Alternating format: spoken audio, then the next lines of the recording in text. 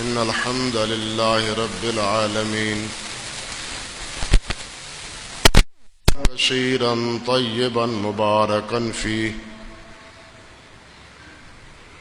إن الحمد لله نحمده ونستعينه ونستغفره ونعوذ بالله من شرور أنفسنا ومن سيئات أعمالنا. من يهده الله فلا مضل له ومن يضلل فلا هادي له. وأشهد أن لا إله إلا الله وحده لا شريك له. وأشهد أن محمدا عبده ورسوله. أما بعد فقد قال النبي صلى الله تعالى عليه وعلى آله وسلم: إن خير الكلام كلام الله وخير الهدي هدي محمد صلى الله عليه وسلم وشر الأمور محدثاتها وكل محدثة بدعة وكل بدعة ضلالة وكل ضلالة في النار. اللهم صل على محمد وعلى آل محمد كما صليت على إبراهيم وعلى آل إبراهيم إنك حميد مجيد. اللهم بارك على محمد وعلى آل محمد كما باركت على إبراهيم وعلى آل إبراهيم إنك حميد مجيد. رب اشرح لي صدري ويسر لي أمري واحلل عقدة من لساني يفقهوا قولي. اللهم انفعنا بما علمتنا وعلمنا ما ينفعنا وزدنا علما. اللهم إنا نعوذ بك من علم لا ينفع ومن قلب لا يخشع ومن نفس لا تشبع ومن عين لا تدمع ومن دعوات لا يستجاب لها. أعوذ بالله السميع العليم من الشيطان الرجيم من همزه ونفخه ونفثه. بسم الله الرحمن الرحيم. والعصر إن الإنسان لفي خسر إلا الذين آمنوا وعملوا الصالحات وتواصوا بالحق وتواصوا بالصبر. سبحان ربك رب العزة عما يصفون وسلام على المرسلين والحمد لله رب العالمين.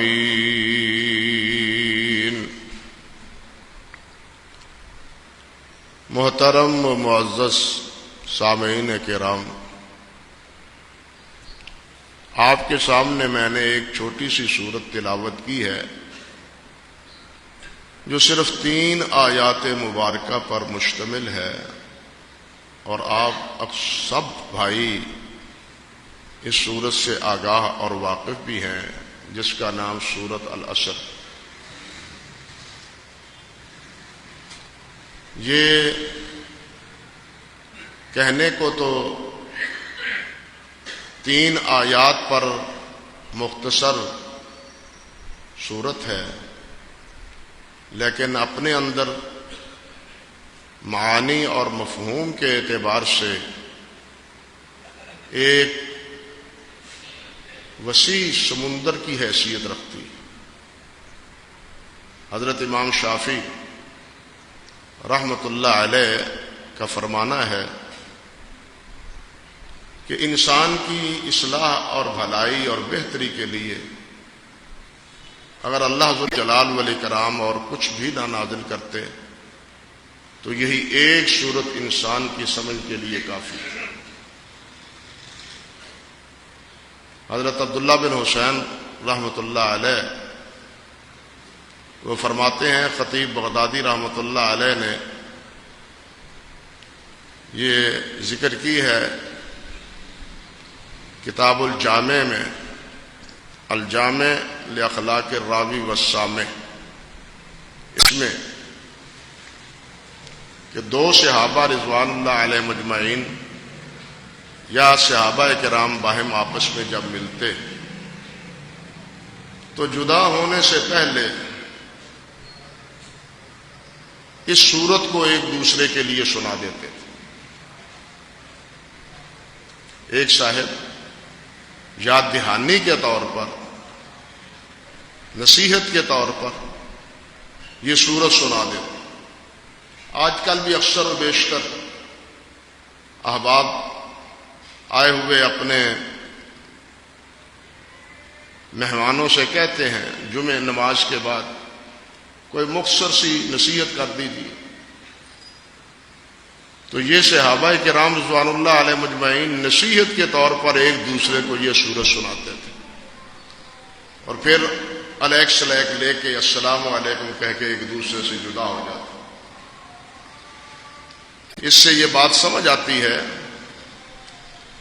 کہ اس سورت میں معنویت کتنی ہے، تذکیر کتنی ہے، سمجھایا کیا گیا۔ اللہ سبحانہ و تعالی نے پہلے تو والعصر فرمایا کہ زمانے کی قسم، اللہ رب العزت کی ہر بات سچی اور ہر بات پکی۔ ومن اصدق من اللہ حدیثا، اللہ سے سچی بات کہنے والا اور کون ہو سکتا۔ لیکن اس کے باوجود اللہ رب العزت نے قسماً یہ بات فرمائی ہے، قسم والعصر، زمانے کی قسم۔ ہمیں یقین آنا چاہیے، ہمیں تو ہر بات پر ایمان کے ناطے یقین ہے کہ اللہ کی ہر بات ہی سچی، لیکن جو حضرات شک و ریب کا شکار ہوتے ہیں ان کے لیے، ان کے شک کو، ان کے ریب کو دور کرنے کے لیے اللہ رب العزت نے یہاں قسم اٹھائی۔ بعض علماء نے یہ بھی لکھا ہے کہ قرآن مجید میں یہ جو قسم ہوتی ہے یہ دراصل بمنزلہ شہادت کے، حدیث میں بھی اسی طرح آتا ہے۔ ہر معاملے میں آپ جانتے ہیں 2 گواہوں کی ضرورت ہے۔ مالی معاملات میں کوئی جھگڑا ہو، کوئی نزاع ہو کسی مسئلے میں تو 2 گواہوں کی ضرورت ہوتی ہے۔ اگر 2 گواہ نہ میسر ہو تو ایک گواہ ہو تو پھر دوسرے گواہ کے قائم مقام قسم ہوتی۔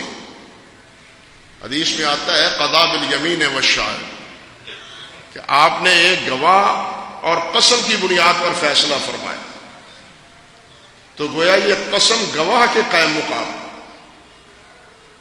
یوں کہنا چاہیے کہ والعصر یعنی زمانہ گواہ ہے اس بات کی، زمانہ بول بول کے بتلا رہا ہے، تنبیہ کر رہا ہے، سمجھا رہا ہے کہ ان الانسان لفی خسر۔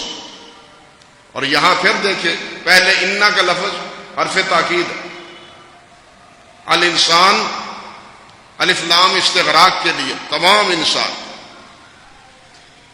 لفی لام پھر تاکید کا ہے، خسر یہ نقرہ ہے اور یہ بھی تفخیم کے لیے آتا ہے عربی گرامر کے اعتبار یہ بھی تفخیم تعظیم کے معنی میں آتا ہے. گویا اللہ سبحانہ و تعالی نے مؤکد قسم کھانے کے بعد مؤکد الفاظ لا کے یہ بات ارشاد فرمائی ہے کہ زمانہ گواہ ہے کہ انسان خسارے میں. اللہ اکبر کبیر. خسارہ کس کو بولتے ہیں؟ علامہ راغب نے کہا ہے مفردات القرآن میں کہ خسارہ قرآن مجید کی اصطلاح میں یہ ہے کہ وہ راس المال جس سے کوئی تاجر تجارت کی ابتدا کرتا ہے، اگر تجارت کے دوران وہ راس المال ہی برباد ہو جائے، وہی ہاتھ سے نکل جائے، تو اس پر خسران کا اطلاق ہوتا ہے، خسارے کا لفظ استعمال ہوتا ہے. راس المال ہی ختم ہو گیا. اب کمائیں تو کیا کمائیں؟ پیسہ ہی نہیں ہے. کاروبار کریں تو کس سے کریں؟ اب تو ہم خالی ہاتھ ہیں. بالکل یہی کیفیت اللہ ذو الجلال والاکرام نے فرمایا نا، قل هل ننبئکم بالاخسرین اعمالا الذین ضل سعیهم فی الحیاۃ الدنیا وهم یحسبون انهم یحسنون صنعا. کیا میں تمہیں بتلاؤں گا کہ سب سے زیادہ گھاٹا پانے والا کون ہے، نقصان اٹھانے والا کون ہے؟ اللہ فرماتے ہیں وہ ہے جس کی ساری تگ و دو، ساری کوشش، ساری مشقت وہ دنیا کے لیے، پیسہ کمانے کے لیے، دنیا کی عزت پانے کے لیے، دنیا کی ممبری کے لیے، دنیا کی وزارت کے لیے، دنیا کی صدارت کے لیے، مال و زر جمع کرنے کے لیے. الذین ضل سعیهم فی الحیات الدنیا، جنہوں نے اپنی ساری زندگی دنیا کے لیے ختم کر دی، آخرت کے لیے کچھ بھی نہیں کمایا. یہ دنیا تو ہے آخرت بنانے کے لیے، یہ دنیا ہے آخرت سنوارنے کے لیے، یہ دنیا دنیا بنانے کے لیے نہیں ہے. یہ دنیا تو انسان کسی کی نہیں بنی. حتیٰ کہ کیا عرض کروں، ایک انسان ارب پتی کیوں نہیں، جب وہ اس دنیا سے جاتا ہے تو اس کو گھر کی چارپائی بھی نصیب نہیں ہوتی، وہ بھی مسجد سے لانی پڑتی. یہی ہے نا اپنے واقعہ. اس کو گھر کی چارپائی بھی نصیب نہیں، وہ خیر مسجد سے لاؤ. گھر کی چارپائی اب اس کے لیے نہیں ہے. یہ دنیا کمائی ہے اس نے، اور جب گیا ہے سوائے 3 چادروں کے اور اس کے ہاتھ میں ہے کچھ. آگے کی زندگی جو ہے اس کا فکر کرو. ہم نے 50 60 70 80 سال کے لیے بہت کچھ تگ و دو کر لی، بہت کچھ سوچ لیا، بڑی محنتیں کی، لیکن جہاں ہمیشہ کی زندگی گزارنی ہے اس کے لیے کیا محنت کی. اسی لیے اللہ فرماتے ہیں خسارہ اس میں ہے، خسارہ گھاٹا اس میں ہے، نقصان یہ ہے کہ یہ دنیا دی تھی تمہیں، یہ گویا کہ یہ دنیا راس المال ہے. یہ دنیا کیا ہے؟ راس المال ہے. اب اس راس المال کو ہم ضائع کر رہے ہیں دنیا کے خرچ کرنے میں، دنیا کے کمانے میں. اور جب انسان پھر دنیا سے جاتا ہے خالی ہاتھ ہوتا ہے، خالی ہاتھ ہوتا ہے. اس لیے اللہ ذو الجلال فرماتے ہیں کہ اکثر و بیشتر کیا ہے، ان الانسان لفی خسر، گھاٹے میں. اب اس نقصان سے، اس گھاٹے سے بچا کون ہے؟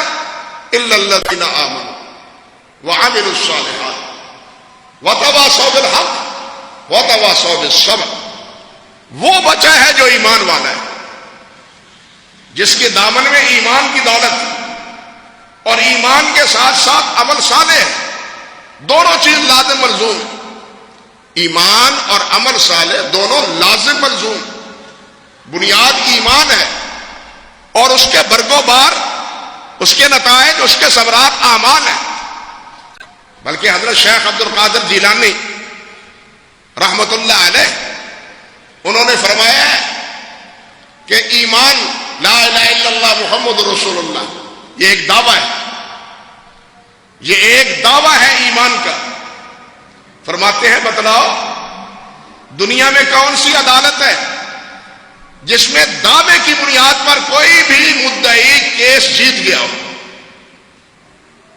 ہے کوئی مثال کہ دعوے کی بنیاد پر دلیل ہونا، شاہد ہونا اور خالی دعویٰ دائر کر دے؟ دنیا کا کوئی جج نہیں ہے، منصف نہیں ہے جو اس کے حق میں ڈگری دے دے۔ فرماتے ہیں بھائی لا الہ الا اللہ محمد رسول اللہ دعویٰ ہے، اس دعوے کی دلیل کیا ہے؟ اس دعوے کی دلیل عمل صالح ہے۔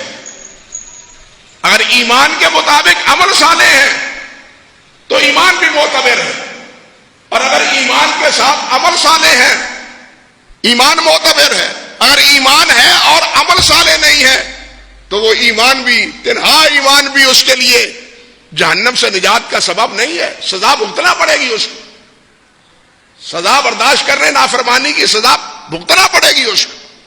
اللہ اکبر کبیرہ۔ تو الا الذین آمنوا وہ جو ایمان والے اور عمل صالح کرتے۔ آپ نے قرآن مجید پڑھا ہے؟ کسی ایک جگہ بھی قرآن مجید میں تنہا ایمان کو نجات کا مدار قرار نہیں دیا۔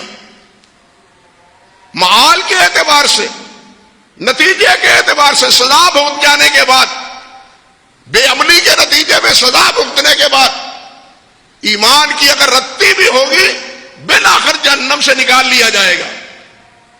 لیکن اول وہلہ میں سزا پانے کے بغیر تنہا ایمان پر اللہ ذو الجلال جو چاہیں وہ کر سکتے ہیں۔ یعذب من یشاء ویغفر لمن یشاء۔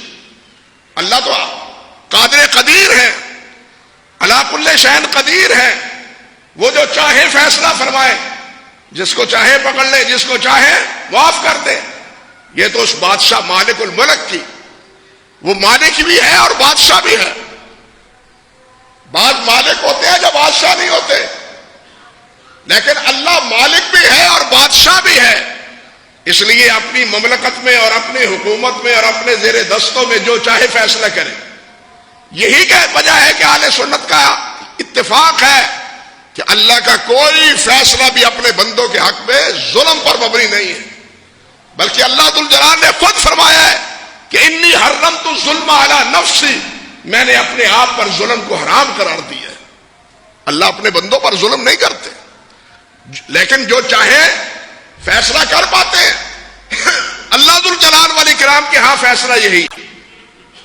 تو قرآن مجید میں کوئی ایک مقام بھی نہیں کہ جہاں تنہا ایمان پر جاتے ہوئے جناب جنت کا سرٹیفکیٹ اسے دے دیا جائے، ٹکٹ سنبھال پکڑا دیا جائے، نہیں، بلکہ دونوں لازم ہیں۔ الا الذین آمنوا وعملوا الصالحات، ایمان اور عمل صالح کے ساتھ۔ حدیث میں آتا ہے بہت سی باتیں اس حوالے سے۔ پہلے تو ایمان سمجھنے کی بات ہے کہ وہ کیا ہے، چھوڑو اس بات کو بھی، لیکن ایک بات سمجھے۔ حضرت سیدہ عائشہ صدیقہ رضی اللہ تعالی عنہ وہ فرماتی ہیں میں نے ایک دفعہ پوچھا رسول اللہ صلی اللہ علیہ وسلم سے، حضور ابن جدعان میرا عزیز تھا، رشتہ دار تھا، اس نے بہت خرچ کیا بیواؤں پر، یتیموں پر، غریبوں پر، حتیٰ کہ نبی علیہ الصلوۃ والسلام فرماتے ہیں کہ میں خود اس کی دیگ کے سائے کے نیچے بیٹھا ہوں، اتنی بڑی دیگ تھی جو ہر وقت پکتی، تیار ہوتی اور غرباء اور فقراء میں تقسیم کر دی جاتی۔ آپ فرماتے ہیں اس کے سائے میں، ہمارے ہاں تو دیگیں اتنی اتنی ہے نا، چھوڑو، اس کا سایہ ہی نہیں ہے۔ اس کی دیگ بڑی تھی اور پتہ نہیں کتنے تعداد میں مال اس میں پکتا تھا اور تیار ہوتا تھا۔ آپ فرماتے ہیں میں اس کے سائے میں بیٹھا ہوں۔ تو حضرت عائشہ نے پوچھا کہ کیا اس کا اتنا خدمت کرنا یہ قبول ہوگا؟ پہلے یہ بھی دیکھیں، علامہ سہیلی نے الروض العنف میں لکھا ہے کہ دراصل ابن جدعان کو یہ آوارہ قسم کا آدمی تھا، گھر سے نکلا، ایک غار میں گیا، وہاں اس کو سونے کا ذخیرہ ملا، سونے کا ذخیرہ ملا، اور ذخیرے کی تفصیل بھی دی ہے علامہ سہیلی نے، چھوڑتا ہوں وہ ساری بات۔ اس نے یہ سارا سونا اللہ کی راہ میں تقسیم کر دیا، فقراء پر، مساکین پر، محتاجوں پر، بیواؤں پر، سب پر تقسیم، ایک پائی بھی اپنے پاس نہیں رکھی۔ اسی تناظر میں حضرت عائشہ پوچھتی ہے کیا اسے یہ اتنا خرچ کرنا قیامت کے دن کوئی نفع اور فائدے کا بس سبب بنے گا؟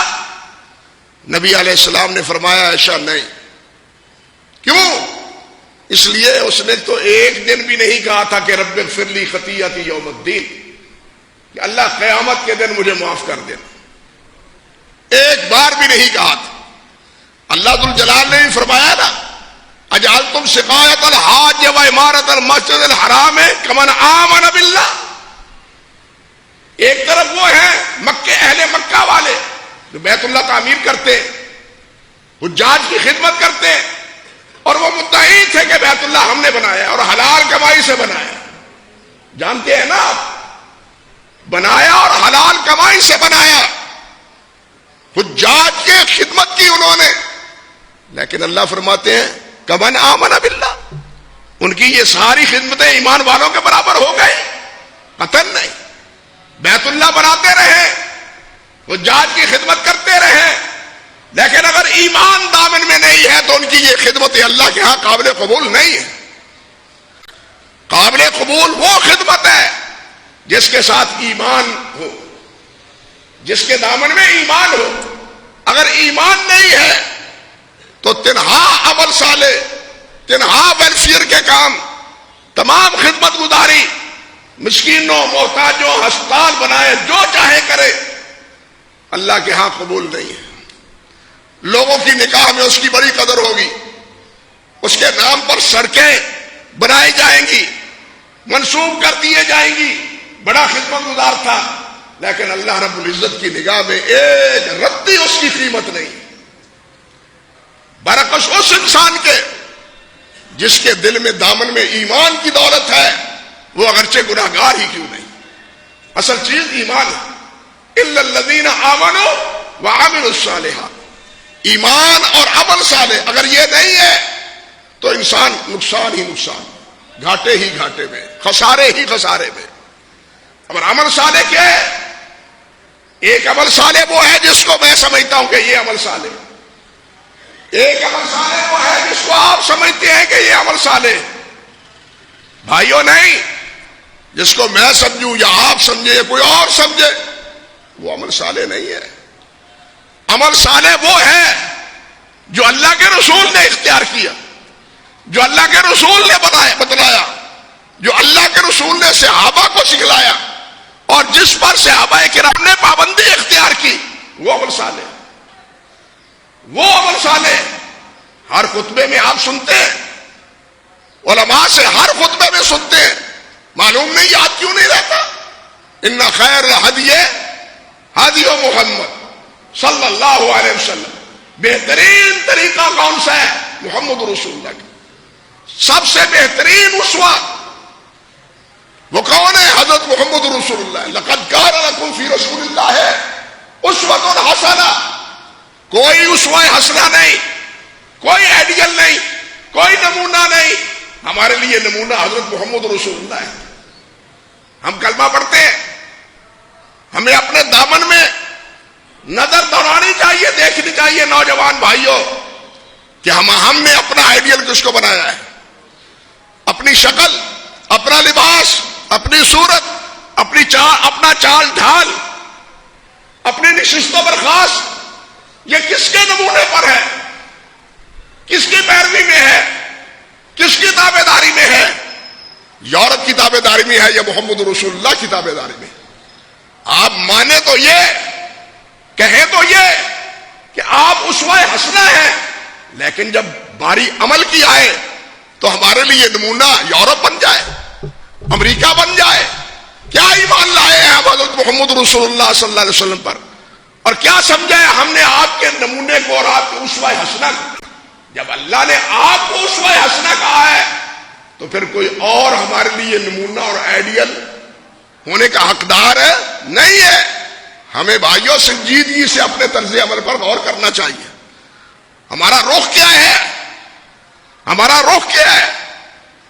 وہ کسی صاحب نے نام نہیں لینا چاہا، زمین سے مٹی اٹھائی، فضا میں بکھیری، کہا مولوی صاحب اس کا کوئی فائدہ نہیں۔ کیا فائدہ؟ آپ نے مٹی زمین سے اٹھائی، ہوا میں اس کو باریک کیا اور یہ مسل کے نیچے گرا دیا، اس کا کیا فائدہ؟ وہ فرمانے لگے بیٹا نہیں، اس مٹی نے یہ بتلا دیا ہے ہوا کا رخ کیا ہے۔ بات سمجھے؟ اس نے کیا بتلایا ہے کہ ہوا کا رخ کیا ہے۔ ہمارے لباس نے بتلا دیا ہے کہ ہمارا رخ کیا ہے۔ ہماری وضع قطع نے بتلا دیا ہے، آگاہ کر دیا ہے کہ ہمارا رخ کدھر ہے۔ ہمارا رخ محمد رسول اللہ کی طرف ہے یا یورپ کی طرف۔ ہم نے اس کو مسئلہ معمولی سمجھا ہے، لیکن یہ بنیادی مسئلہ ہے۔ علماء لکھتے ہیں کہ جب انسان کی زبان بدلتی ہے، ہمارے ہاں کیا ہے، اچھے بھلے انسان اردو کے عربی کے الفاظ ہونے کے باوجود ہم انگریزی کی زبان استعمال کرتے ہیں، حتیٰ کہ بچوں کو بھی سب سے پہلے کیٹ اور ریٹ ہی بتلاتے ہیں، لا الہ الا اللہ محمد رسول اللہ نہیں بتلاتے۔ وہ حتیٰ کہ یہ آپ کے ہفتے کے دن وہ ان کو یاد نہیں ہے، لیکن آج کا کون سا دن ہے؟ یہ ٹیوزڈے ہے، یہ ٹیوزڈے ہے جناب۔ یہ کون سا دن ہے؟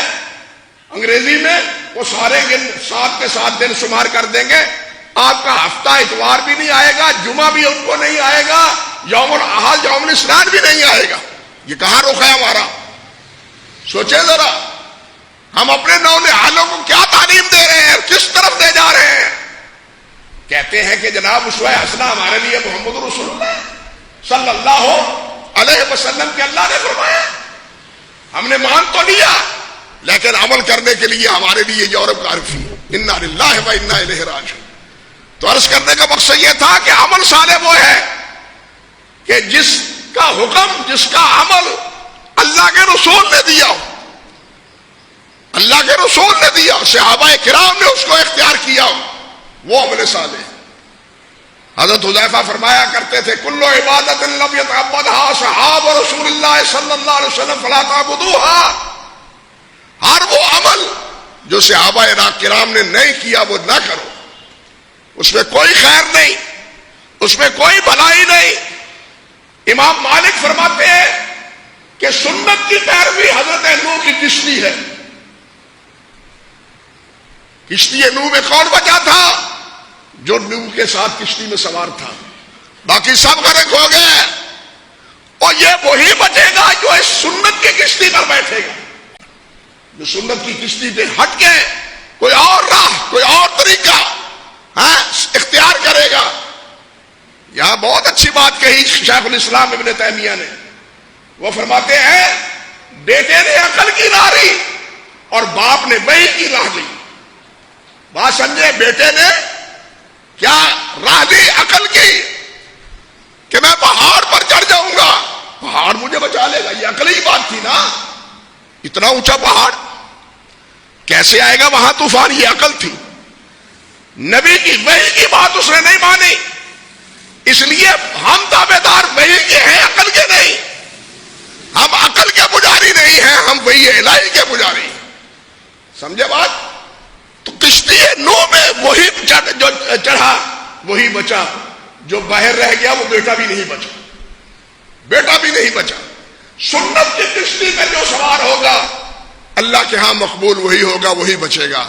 جو سنت کے علاوہ کسی اور کشتی پر سوار ہوگا اللہ کے ہاں وہ نہیں بچے گا، وہ محفوظ نہیں رہے گا۔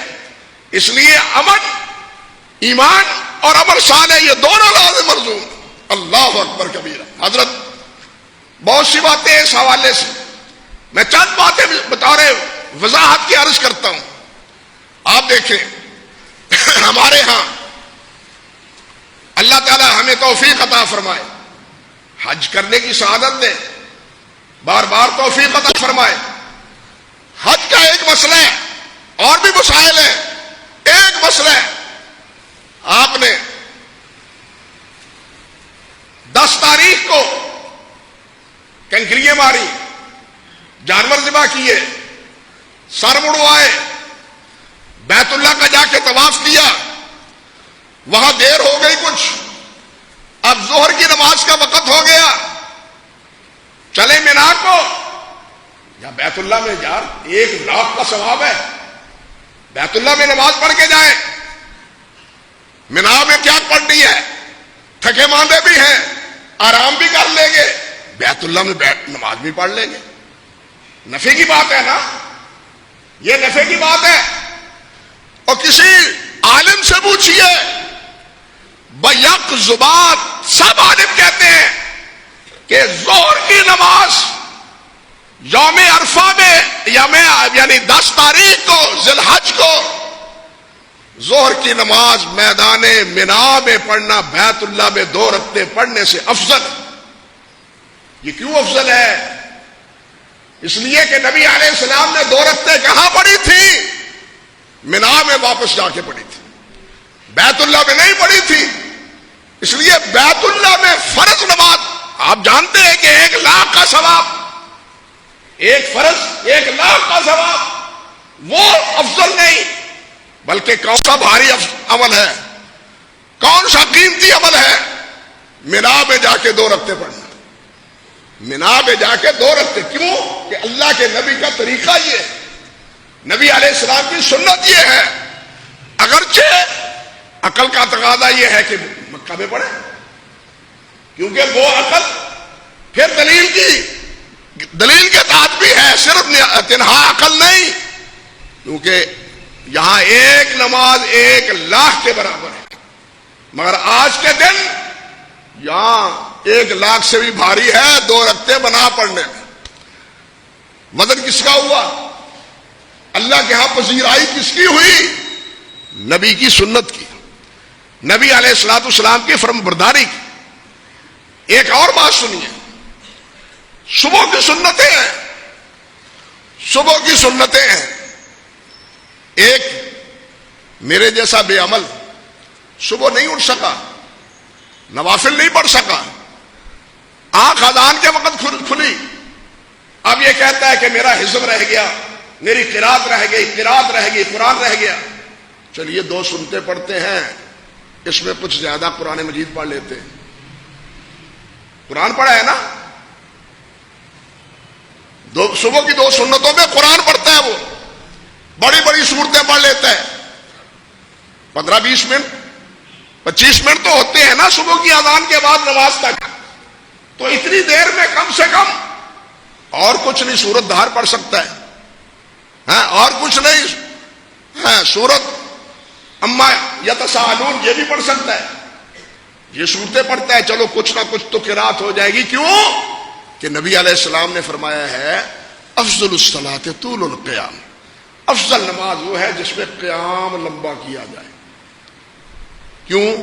میں سویا رہا، رات کو اٹھ نہیں سکا، نوافل پڑھ نہیں سکا، قرآن پڑھ نہیں سکا، چلو اب کچھ پڑھ لوں، کچھ تو اضافہ ہوگا، نہ ہونے سے تو کچھ بہتر ہے نا، نہ ہونے سے تو کچھ بہتر ہے۔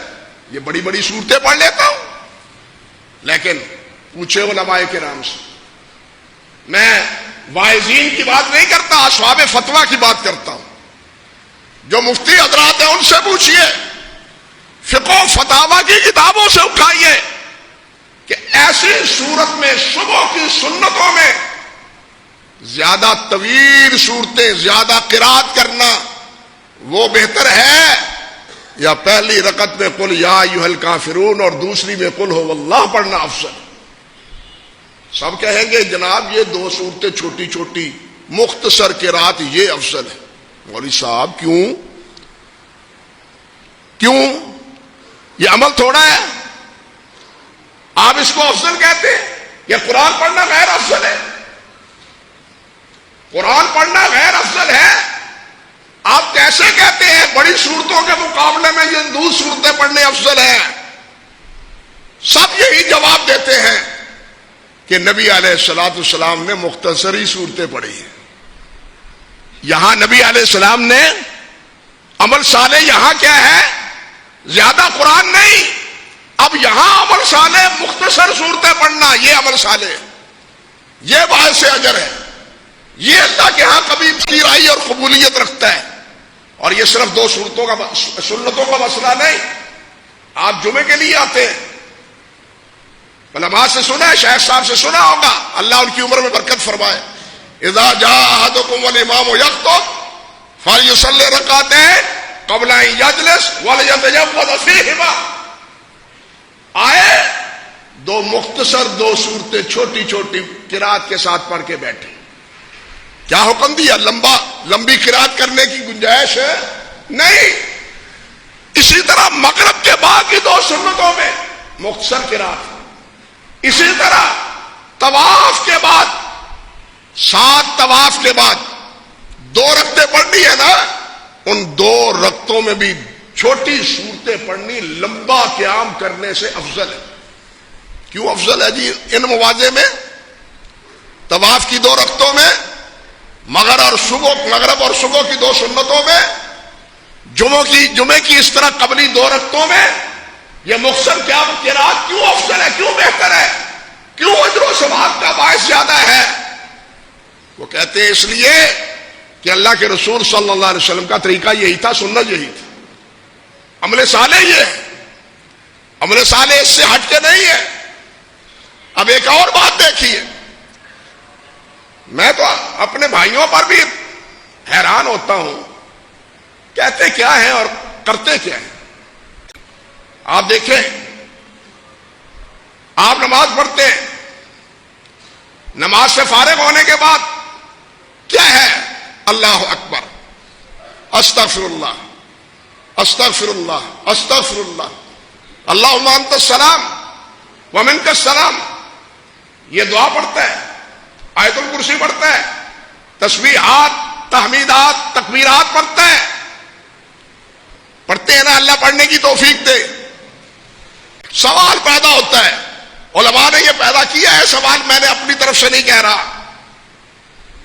وہ کہتے ہیں ایک آدمی نماز سے فارغ ہوتا ہے، نماز سے فارغ ہونے کے بعد سلام پھیرا اور وہ بیٹھ گیا. بسم اللہ الرحمن الرحیم، الحمدللہ رب العالمین، الرحمن الرحیم، مالک یوم الدین. سورۃ فاتحہ پڑھتا ہے. اب کہاں سورۃ فاتحہ کا اجر و ثواب، کہاں سورۃ فاتحہ کا مقام اور مرتبہ کہ نبی علیہ السلام نے فرمایا حضرت ابی سے اور ابو سعید سعد بن معلہ سے کہ ایسی صورت نہ تورات میں ہے، نہ انجیل میں ہے، نہ زبور میں ہے، باقی قرآن کی 113 صورتوں میں بھی کوئی صورت اس کے ہم پلہ نہیں ہے. سنتے ہیں نا آپ؟ یہ کتنی بڑی فضیلت ہے سورۃ فاتحہ کی. اب کہتا ہے اتنی بڑی فضیلت سورۃ فاتحہ کی، نماز کے بعد سورۃ فاتحہ پڑھنا شروع کرتا ہے، نماز کے بعد سورۃ فاتحہ پڑھتا ہے. اب سوال یہ ہے کہ یہ سورۃ فاتحہ پڑھتا ہے، قرآن پڑھتا ہے، ٹھیک ہے، آپ کو یہ تانا سننا پڑتا ہے یہ مولوی صاحب بھی عجیب ہے، قرآن پڑھنے سے روکتے ہیں، قرآن خوانی سے روکتے ہیں، یہ قرآن نہیں پڑھنے دیتے، یہ قرآن کے دشمن ہیں. انا للہ و انا الیہ راجعون. او اللہ والو، ذرا مسئلہ بھی تو سمجھو. قرآن پڑھنا افضل عبادت ہے، تمام اذکار سے افضل ذکر ہے، تمام اذکار سے افضل ذکر قرآن ہے. حتیٰ کہ بعض نے تو بڑی لطیف بات کہی، قرآن مجید میں ابو لہب کا نام بھی ہے، ابو جہل کا نام، اپنے فرعون کا نام بھی ہے، حامان کا نام بھی ہے، ان سارے اکفر الکافرین، شیطان کا نام بھی ہے جو سب سے بڑا ہے. لیکن جب آپ قرآن پڑھتے ہیں اس میں ابو لہب کا نام آتا ہے، تبت یدا ابی لہب وتب فوسوس لہ الشیطان. آپ پڑھتے ہیں لیکن کیا سمجھ کے پڑھتے ہیں؟ قرآن سمجھ کے. کیا سمجھ کے پڑھتے ہیں؟ قرآن سمجھ کے کہ یہ اللہ کا کلام ہے. اللہ کے کلام ہونے کے نتیجے اب فرعون کا نام آئے، ابو لہب کا نام آئے، شیطان کا نام آئے، تو اس پر بھی آپ کو وہی نیکیاں ملیں گی جو الف لام میم پر مل رہی. بات سمجھے؟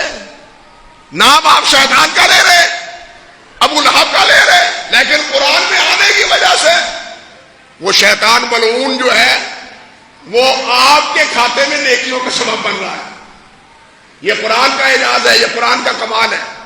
اللہ کے کلام کے یہ کمال ہے کہ یہ اللہ کے کلام میں آیا ہے اور اللہ کا کلام سمجھ کے شیطان کا نام لے رہے ہیں. ویسے تو وہ مردود ہے، ٹھیک ہے نا، لیکن قرآن سے منع نہیں کیا جا رہا، قرآن کے طریقہ اور محل سے منع کیا جاتا ہے. الاشباہ والنظائر فقہ کی 2 جلدوں میں معروف کتاب ابن نجیم رحمۃ اللہ علیہ حنفی فقیہ ہے، وہ اشباہ والنظائر میں لکھتے ہیں کہ نماز کے بعد تسبیحات کو چھوڑ کے سورۃ فاتحہ پڑھنا مکروہ ہے. ہائے مولوی صاحب، یہ کیا کہہ دیا آپ نے؟ قرآن پڑھنا مکروہ ہے اور وہ بھی سورۃ فاتحہ؟ اگر قرآن مکروہ ہے تو پھر جائز کیسے ہے؟ ثواب کا جب سبب کیا ہے اگر قرآن پڑھنا مکروہ ہے؟ وہ سوچ سکتا ہے کہ قرآن پڑھنا مکروہ ہو سکتا ہے؟ کیوں روکتے ہیں آپ؟ کیوں منع کرتے ہیں یہاں قرآن پڑھنے سے؟ اس لیے روکتے ہیں کہ یہ محل قرآن نہیں ہے، یہ محل تسبیحات ہیں. اللہ کے رسول نے یہاں تسبیحات سکھلائی ہے، اللہ کے رسول نے یہاں یہ دعا سکھائی ہے، اللہ کے رسول نے یہاں یہ دعا پڑھی ہے. اب وہ دعائیں پڑھنا ہی افضل ہے نسبتاً زیادہ عمل کے، نسبتاً زیادہ عمل کے. اس کی بہت سی مثالیں ہیں، لیکن ختم کرتا ہوں، چھوڑتا ہوں وقت کی وجہ سے. اسی نوعیت کی اور بھی بہت سی مثالیں ہیں، یہ میں نے صرف ایک مثال پر اکتفا کی ہے. اب ایک بات اسی سلسلے کی اور کیا عرض کرنی چاہتا ہوں آپ کی خدمت. عمل صالح ہے، اللہ توفیق دے. میرے بھائیوں، عمل صالح کی فکر بہت اچھی فکر ہے، لیکن اس فکر سے بھی زیادہ اہم فکر یہ ہے کہ ہمارا وہ عمل محفوظ رہے، برباد نہ ہو، اللہ کے ہاں مقبول ہو، ضائع نہ ہو جائے. یہ نہ ہو کہ عاملۃ الناصبہ اس کا مصداق بنے رہے. سمجھے ہے نا؟ عاملۃ الناصبہ، عمل کر کر کے تھک گئے لیکن پلے کچھ بھی نہیں پڑا، پلے کچھ بھی نہیں پڑا. عمل بڑا کیا. اللہ عمل کی توفیق دے تو اللہ ذوالجلال ان کو سنبھالنے کی بھی توفیق دے، اللہ ضائع ہونے سے بھی بچائے. ہمارے اسلاف ابن رجب نے لکھا ہے، ہمارے اسلاف رحمہم اللہ وہ عمل صالح سے بھی زیادہ پابندی اور سب سے زیادہ لحاظ اس کا کرتے تھے کہ کہیں ہمارا عمل ضائع نہ ہو جائے، برباد نہ ہو جائے. زیادہ عمل کی نہیں بلکہ عمل کی حفاظت کی کوشش کرتے تھے. یہی وجہ ہے، یہی وجہ ہے کہ انبیاء بھی اللہ ذوالجلال سے دعا کرتے ہیں کہ یا اللہ یہ قبول فرما لے. ابراہیم علیہ السلام نے کی ہے نا، اور نبی علیہ السلام نے دعائیں کی ہیں. ابراہیم نے تو بیت اللہ بناتے ہوئے اللہ سے عرض کیا ربنا تقبل منا انک انت السمیع العلیم. یہ ضائع نہ ہو جائے، اللہ اس محنت کو قبول فرمائے، اس ملازمت کو، اس نوکری کو، اس چاکری کو مولا کریم قبول فرما لے، قبول فرما لے. قبولیت کی شرائط ہے، وہ علیحدہ ایک مستقل موضوع ہے. میں صرف یہ عرض کرنا چاہتا تھا کہ صرف عمل صالح کا اہتمام کی فکر ہی نہ کریں، اللہ ہمیں ان کو محفوظ کرنے کی بھی توفیق دے. اللہ ذوالجلال اس کو قبول فرما لے اور ضائع ہونے سے بچائے. حدیث میں آتا ہے، نبی علیہ الصلوۃ والسلام نے پوچھا، صحابہ کرام تشریف فرما تھے، فرمایا بتلاؤ میری امت کا مفلس کون ہے؟ میری امت کا مفلس کون ہے؟ صحابہ کرام نے فرمایا، عرض کیا حضور مفلس تو وہ ہے جس کے پاس نہ پیسہ ہو نہ پائی ہو، درہم و دینار ہو نا، وہ مفلس ہے جس کو کوئی پوچھنے والا نہیں؟ فرمایا نہیں، میری امت کا مفلس یہ نہیں ہے، جس کے پاس درہم و دینار نہ ہو یہ میری امت کا مفلس نہیں، میری امت کا مفلس وہ ہے جو قیامت کے دن نمازیں لے کے آئے گا، ذکر و اذکار لے کے آئے گا، انفاق فی سبیل اللہ لے کے آئے گا، حج عمرے لے کے آئے گا، لیکن اما شاتا وہذا و اما ضرب ہذا، اس کو گالی دی، اس کو مالا، اس کا مال ہڑپ کیا، اس پر ظلم کیا، اس پر زیادتی کی، یہ سارے وہاں جمع ہو جائیں گے، یا اللہ ہم مظلوم ہیں ہماری مدد فرما۔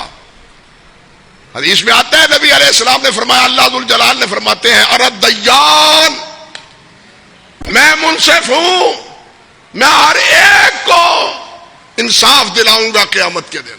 دنیا میں تو انصاف ہوا ہی نہ ملتا ہے، دنیا میں تو انصاف ملتا ہے تول کے، یہی ہے نا دنیا میں وہ ترازو کی تکڑی عدلیہ پر بنی ہوئی ہے، لیکن وہ کس لیے ہے کہ اس تکڑی میں آپ کیا بدل رکھتے ہیں ہمارے لیے، وہ اس لیے انصاف کی تکڑی نہیں، انصاف کی تکڑی، انصاف کا ترازو مالک یوم الدین، وہ انصاف کے دن کا جو مالک ہے وہ کرے گا، وہ انصاف کرے گا، اور انصاف بھی ایسا حتیٰ کہ حیوانوں کے مابین بھی انصاف ہوگا، انسان ہی نہیں حیوانوں کے مابین، تو پھر انسان کے درمیان انصاف کیوں نہیں ہوگا؟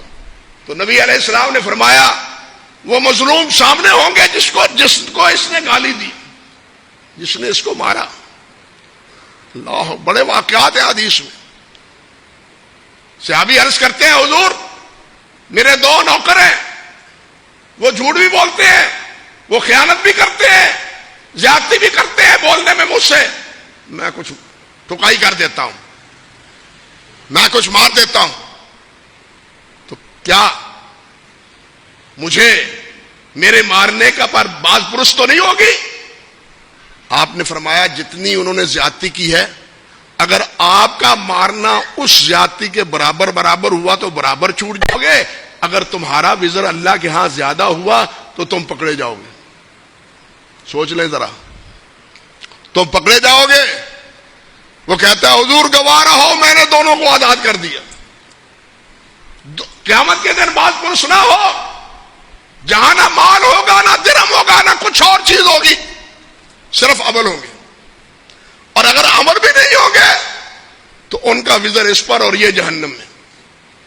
یہ حاجی صاحب اور یہ نمازی صاحب جو کاروبار کرتے ہیں کم تولتے ہیں، کاروبار کرتے ہیں ملاوٹ کرتے ہیں، کاروبار کرتے ہیں دھوکہ دیتے ہیں۔